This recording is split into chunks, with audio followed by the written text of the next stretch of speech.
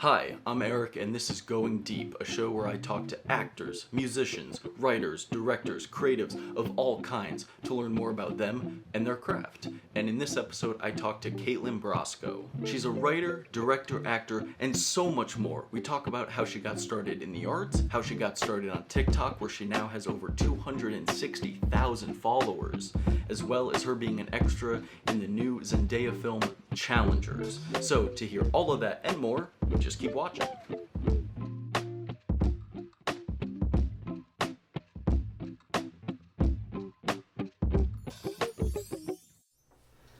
Well, Katelyn, thanks for doing this. Thanks for being here. Of course. I appreciate it. Wanted to get right into it, because you write, you act, you direct, you play music, you write music, you draw, you paint.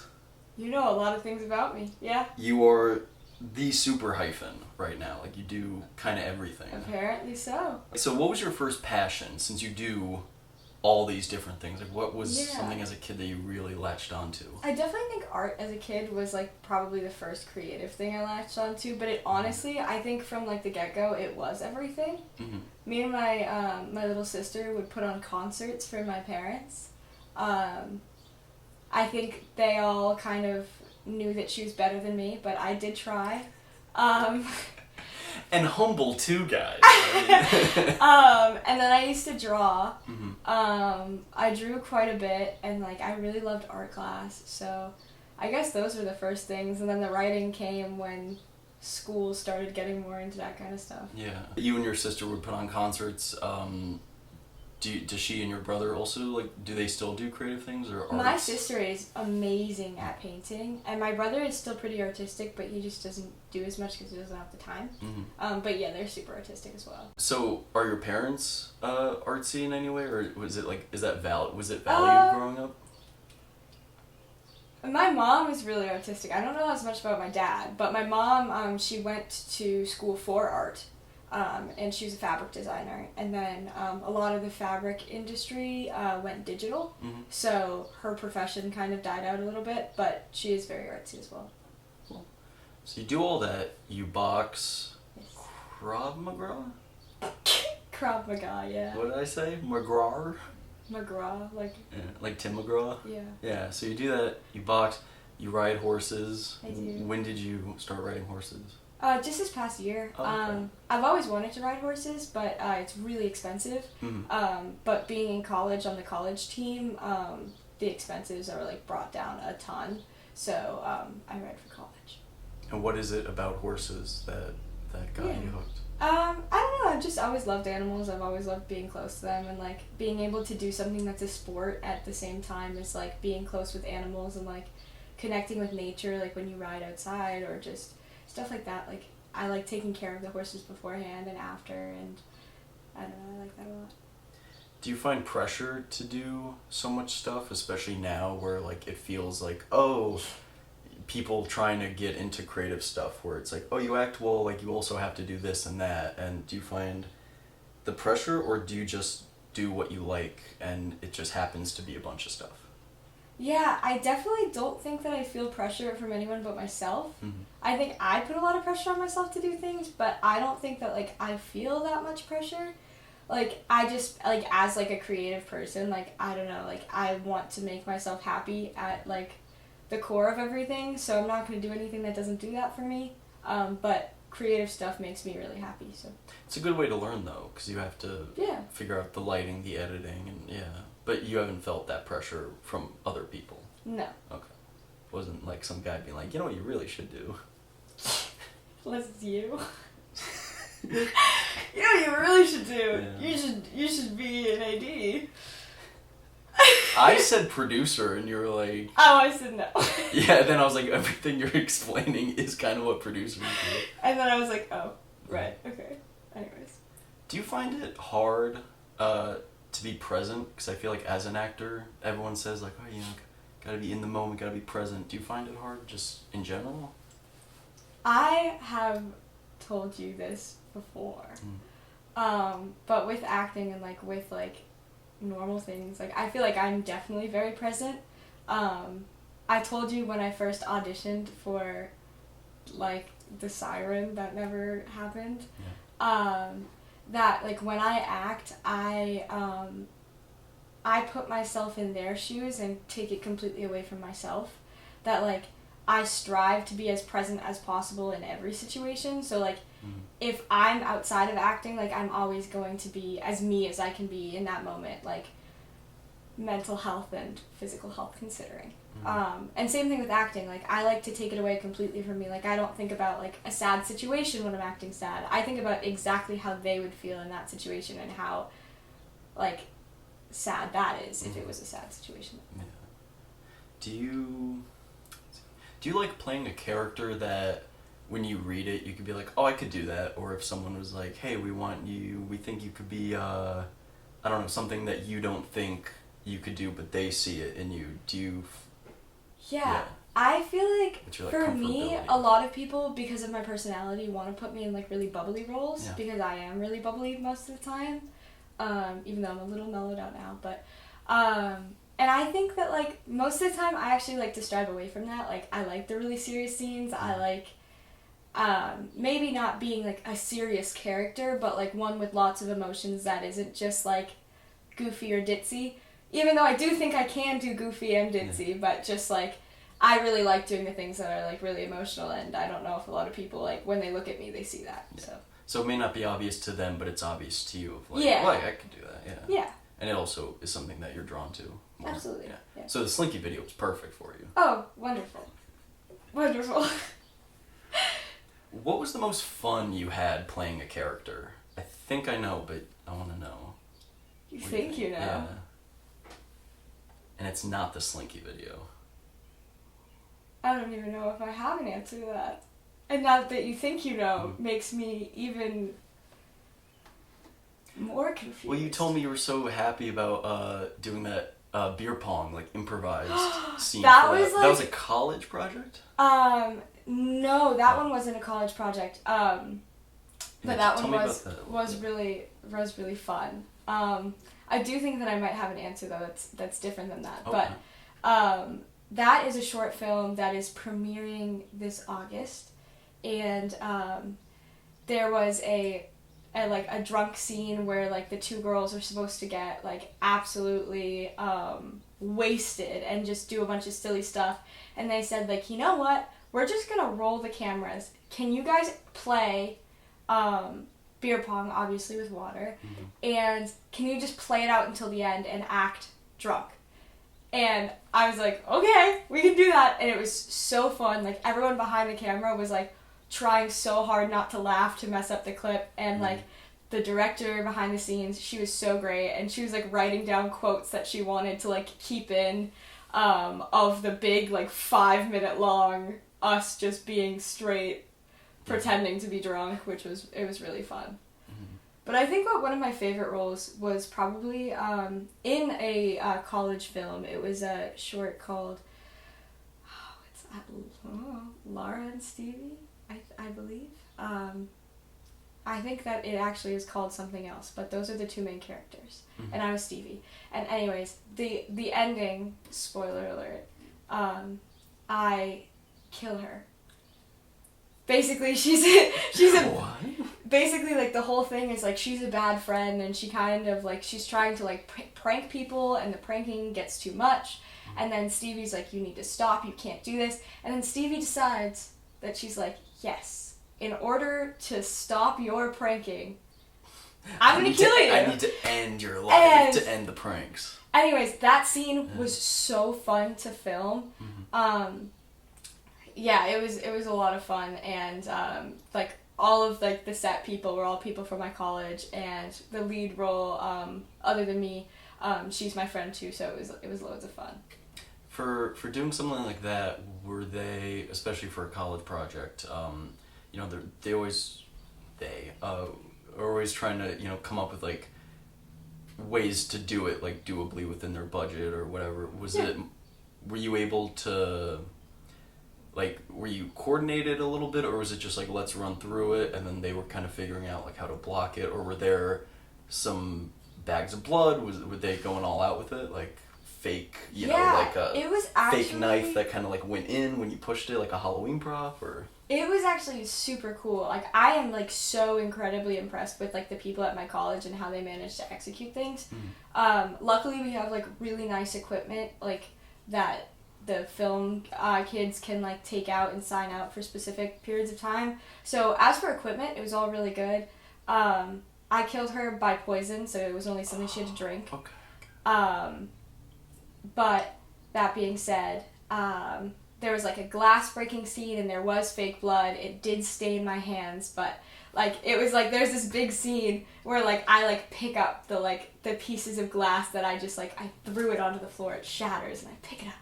And then like it cuts my hand and then it just like I look at the blood on my hand, and anyways. It was actually a really cool scene. So yeah, they did go all out. Cool. Yeah. When you're writing, and especially acting, I know you touched upon how you just put yourself in the character, but for both or either one, how much of yourself do you put into a character? I think it really depends. Like, sometimes when I'm writing, like, not necessarily put myself into the character as in, like, my character traits, but, like, sometimes, like, just little tidbits about me. Like, for example, in the longer piece that I am working on, some of her favorite... Your book or your script? The book. Oh, that's what I thought. I just want to hype people up, like you're writing a book. How I cool am is writing that? a book, but it's probably not going to be out for a long time, so I don't want to hype that up too much. But like some of her favorite things, this is like, people are going to come back to this and be like, look at, she said this. Like, her favorite desserts are chocolate cake and tiramisu, and those are my favorite desserts. And, like, her favorite kind of music is my favorite kind of music. But, like, the character, like, herself, like, she's not super similar to me. But, like, sometimes, like, I'll just throw in, like, a few little things, and I'm like, that's, like, a little Easter egg about me that, like, no one would know. Because I've kind of evolved with that over the years a little bit, where in college a lot of people were like, write what you know, so I think I took that a little literally, where I was taking like real things that happened to me and I was trying to write it, and I was like, yeah, but in real life it's like boring, or it's not like there wasn't a resolution, so like I don't have an ending, so I'm like, well, I can't finish this. And then I think over time it became more like, I think I told you with the Slinky video, your character is inspired by my ex, and like the interactions that she and I had a little bit, or like how I think she felt about something like video making, but for the character it's like Slinky and other just things he gets obsessed with. So I think I've tried to like mold it, and a little bit more about what you said, where it's like, yeah, this isn't me, but maybe this is like how I would react to something, or like, do you find that tough sometimes, where you're like, oh, I don't want to write about like me or something, or do you find it kind of therapeutic in a way? Because I feel like I've worked through some like issues or things I think about while making like an absurd video. For me, I guess it kind of depends on like what kind of writing I'm writing, because like when I'm writing my book, I don't necessarily write about me, but if I'm set and I want to write, I write songs. That's primarily, or I write poetry. And like those things for me is like when I'm sad, that's what I do. And it makes me feel better, and then I make some cool work, and then I'm like proud of it, because like usually when I'm humble. Sad, and she's humble. Oh gosh, I'm proud of myself. That's a low bar. But you should be proud of yourself, though. It depends. But even if it doesn't come out great, you can like learn from it and be like, well, but I made it. You know, like I had the idea and I did all the steps. Absolutely. Yeah, I guess it just depends. Like when I'm sad, those are my go-tos, and like I don't know. I guess like I'm not afraid to write about myself, so that's like not a problem. And like if some of myself does bleed into like a book that I'm writing, like I wouldn't be mad at that. Yeah. Do you think it's a way for you to be understood or like seen in a way? Like, not to dive too much into like childhood stuff, but do you think like like a little bit of me, and then maybe if they laugh at that or resonate, or you know, then you're like, oh, they get me a little bit? Yes and no. I would say that like as a person, I really don't open up to people unless there's a punchline at the end. I think we've talked about this. Same way. Yeah, and like in like I think that like my poetry that I write when I'm sad is like probably, and my songs are things that I only write in a like vulnerable sense. Mm-hmm. So like not as much like I'm not looking to be seen with those as much as I'm just like putting it out there, and then like if somebody like sees it, like if I share it with a friend, like I'm like, here's like a bit to understand me, but it's not necessarily like a you don't see me, it's just that like I'm vocalizing what you already know. Like it's not that my friends when I'm sad don't know that I'm sad, they just like don't really know the nitty gritty of it. Okay. And like if they were to read my poetry, they'd be like, oh, that makes a lot more sense. Oh, I get it.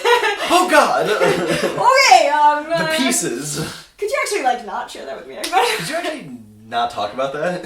Well, it's really cool too, because like I have this friend and she is like so stellar. She's such a rock star. She makes me feel so wonderful. Like she loves hearing my songs. She loves like reading my poetry. Like I'll send it to her and she'll get back to me and she'll be like, amazing, this is the best one you've ever done. And I'll be like, oh my goodness, thank you so much. And it's like it's the sweetest thing ever. Mm-hmm. But it's like that's not even like a scene thing. It's just like I really appreciate that like every time she genuinely takes the time to like read and listen and get back to me, and that's really sweet. So what draws you to a project or a character? I know we touched upon like a little bit, but is there something I would definitely in the script or the... I do, we've talked about this a little bit, not on camera, but that I have a few bucket list things that I want to check off. I really want to be in something that has horror. I want to be in something really dramatic. But basically, I think what draws me to a project is like mostly as like a starting actor. Obviously I'm doing a lot of smaller scale projects, and I'm really looking for like a director or a group that like is really passionate about their work and not just trying to do the same thing as like oh, I just want to like get stuff done so then I can prove that I can do stuff. Like more like I'm really passionate about this story, and no matter who gets to see it, I want to like go 100%. Yeah, they have the vision. Exactly. Yeah. And I think that, like, if I see a cool story, like, I guess, like, something that I would like to read is also something that I would like to act in. Like, if I start to read the, like, the little summaries, I'm like, oh, okay, like, I really want to be in this, like, because, like, I can visualize it. Like, I can see what's happening. And I guess, like, those characters, like, I'm really open to being in anything, but it just, like, when I can tell that there's, like, a good story and I can tell that whoever is doing it is passionate about it, I'm like, oh, yeah, put me in that. Yeah. You know, well, we can't talk about you without talking about TikTok, obviously. Oh. Okay. Every time you mention, like, someone's like, oh, I saw that you have a TikTok, you're like, so, I was gonna ask, though, like, when did you start, and was there, when did you start making TikToks? 2020. Mm-hmm. I started because, well, okay. So, I started because I was, like, really trying to get into making short films, actually. And I had done it with this very toxic person, and he had a girlfriend, and he told the girlfriend that he was working on it with me, but instead all of her, girlfriends came into the comment section, like, low-key bullying me. Oh, okay. Like, being like, how could you? You're a terrible person, like, all of this stuff. Mm-hmm. So then I reached out to the girlfriend and I was like, hey, like, very nice. And I was like, I have no idea, like, why this is happening. I thought he talked to you. Like, I'm not into him. We were just working on a short film together. Like, we're friends. And she was kind of a little bit snarly back to me. But she had posted some TikToks, and I had blocked her and all of her friends on everything. And I was like, you know what? I just want to post a TikTok that does a little bit better. Mm-hmm. And out of that tiny little bit of spite came what it is today, which is really funny because, like, obviously, like, I think that, like, the least known quality, or, like, I don't know, like, I don't think that spite is a word that comes up when you say my name, but it was because, like, her friends were so mean to me that I just really wanted to have something of my own and be like, you were mean to me about my short film, even though, like, that's not really why. Mm-hmm. But then it was, like, me being able to do something and be successful at it. Like, that was kind of a my own, like, not like a haha, but like a I can do stuff and like people will like it and people won't say mean things So to me. your over 256,000 followers are all a big middle finger to that bitch, that awful woman that did you wrong. She's probably so nice, and that's the problem. I mean, I don't really know. It's not necessarily that. I guess like when my first video initially blew up. Which one did first blow up, or was it like a few that got some big views? No, so it was one. I duetted this guy who did a TikTok that he was dressed up as Prince Eric from The Little Mermaid, and I duetted doing like the same kind of thing that he was doing as Ariel. Oh, okay.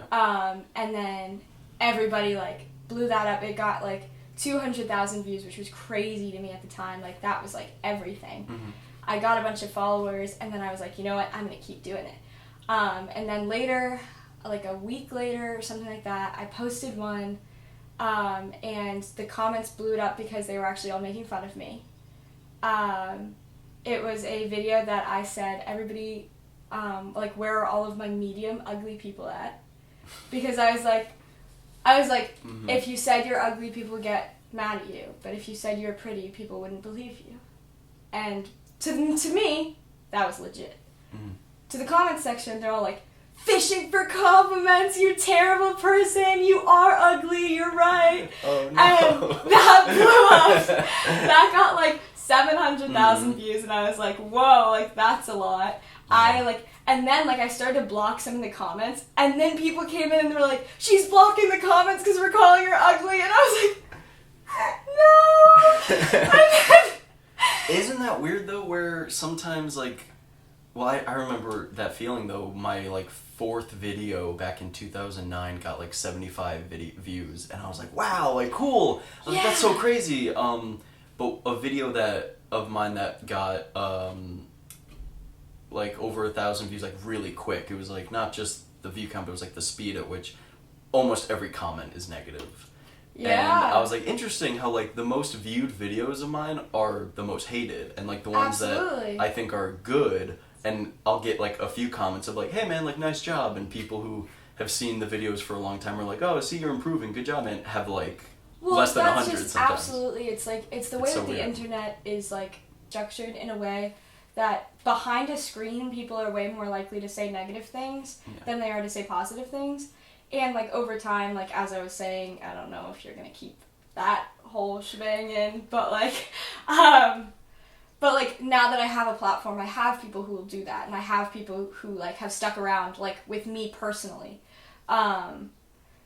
But like a lot of people don't get that when they start off, you know, and I didn't get that when I started off. Like I got a lot of mean things, which is okay. Mean things, like, okay, some of them bother me. Sure. But there's like a handful of very specific comments that like if you say, I'm like, oh.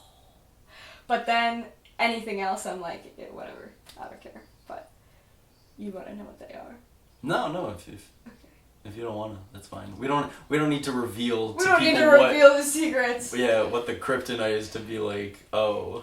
How do we make her upset? Anyways. Yeah. Well, I'm glad that I'm talking to you now, as I said. Oh my gosh. Yeah, sorry. First...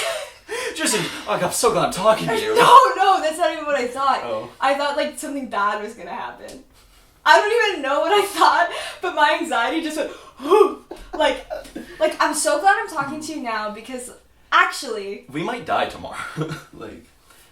So I'm glad I'm talking to you now because you have 2 fashion shows coming up. I do. And I wanted to ask how you got involved in your walking into, is it catwalks or just fashion shows? Same thing? I don't really know if they are catwalks. Oh, okay. Yes. So you're walking, we'll simplify it. You're walking to fashion shows. Yes. Sorry. How did that come about? And you don't have to get super into it, but were there any reservations about saying yes? Yeah, so I got into it because I have a really amazing friend who is a petite model. I've always thought that because I'm short and because I'm compressed, That's what I liked. I did that in front of somebody the other day. I was like, I'm just like, and he's like, Mario before he gets the super mushroom? That's my body. Yeah, I was like, anyways. Because I'm short, I never thought that modeling was an option for me. Because obviously, like, a lot of casting things, like, say that models have to be, like, over 5'8", and I am nowhere near that. So, I have a friend who's a petite model, and I've met her before. Obviously, she's my friend, but she's shorter than me. Mm-hmm. We worked on a film together, that's how I know her. And we were, like, reaching out and talking about going to the premiere together, and then I was like, hey, like, you're, like, doing modeling, and I, like, never thought that, like, I could do modeling because I'm short, but you do petite modeling, right? Like, how did you get into that? Like, whatever. And, like, we talked for a long time, and then she had this, like, big group, where they put in, like, casting calls for different things.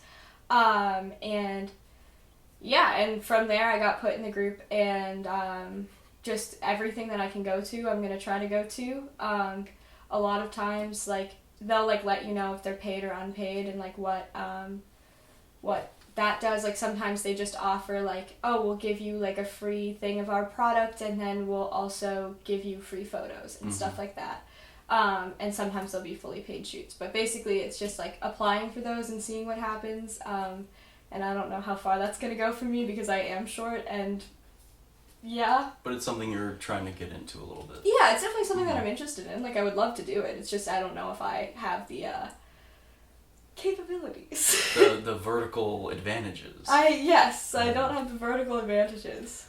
Well, at least one of them is like a body paint fashion show. Yes. How, if you thought about it, I don't know how far in advance it is, but have you thought about, like, I would feel very exposed to, like, not wearing clothes or wearing very, like, minimal.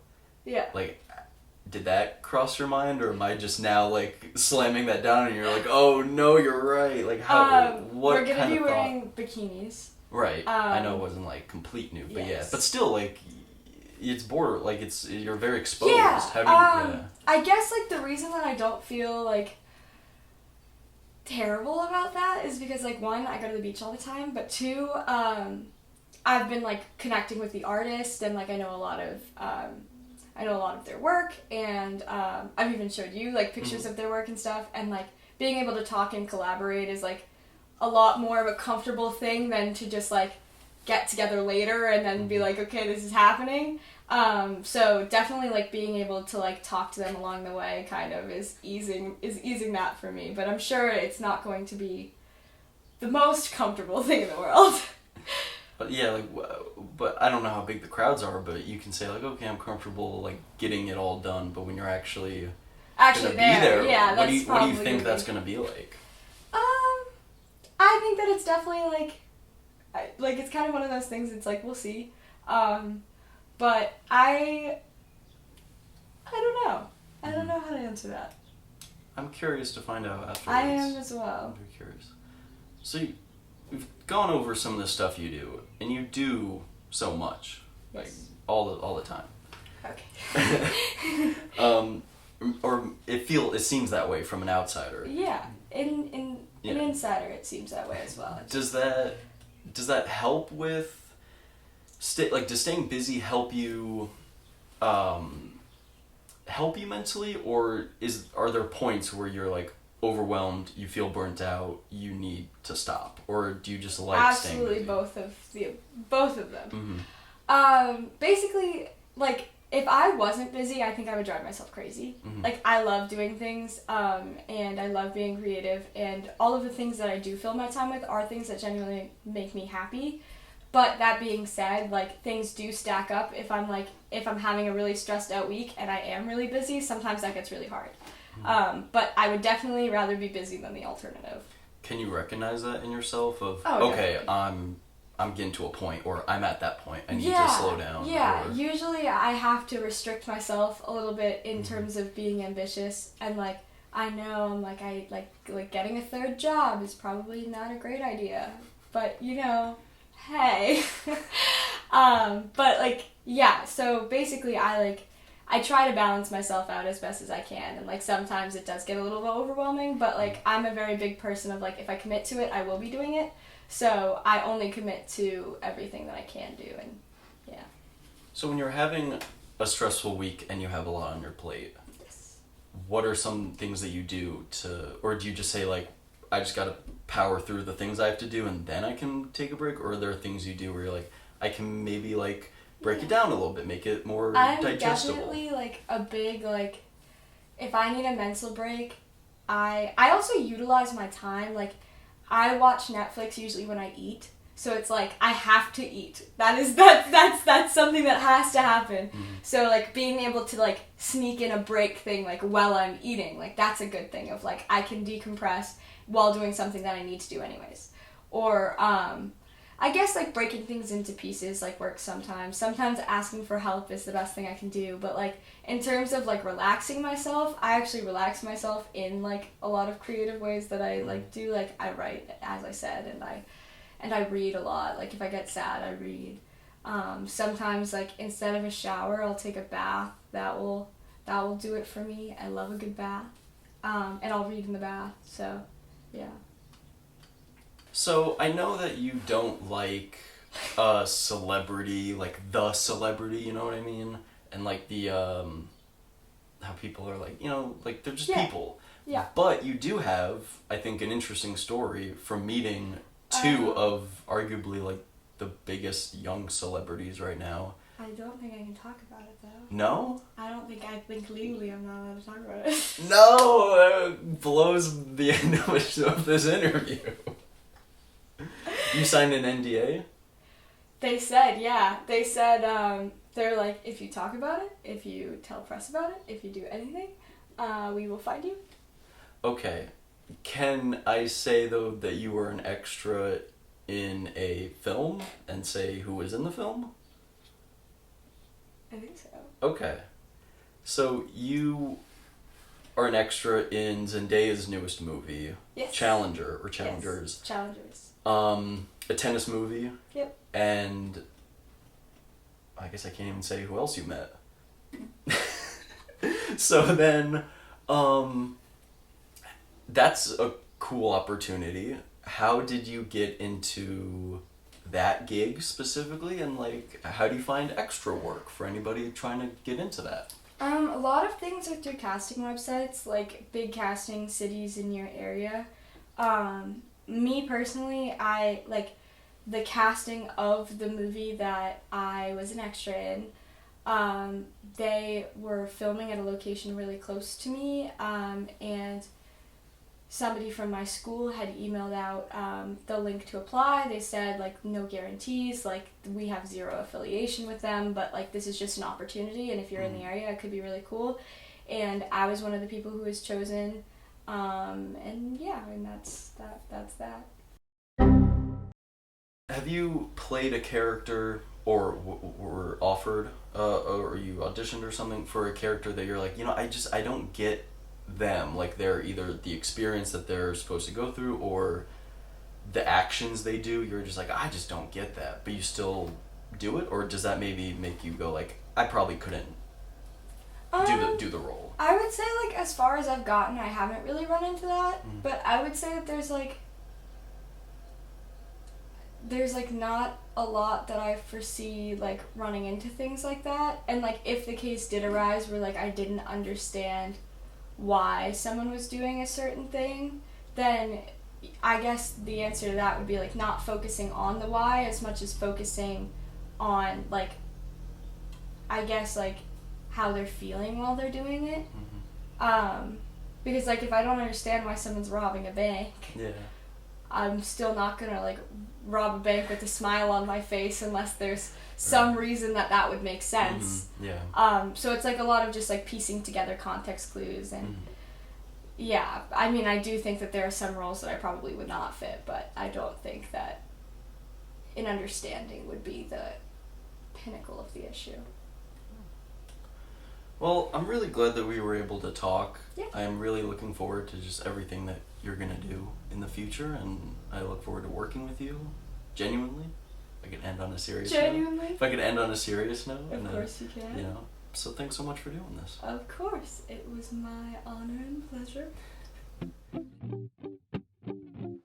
You know, like I said, I haven't known Katelyn for very long. I met her in person only in 2022, but I am so glad that I can call her my friend. Her character, her insight, her humor.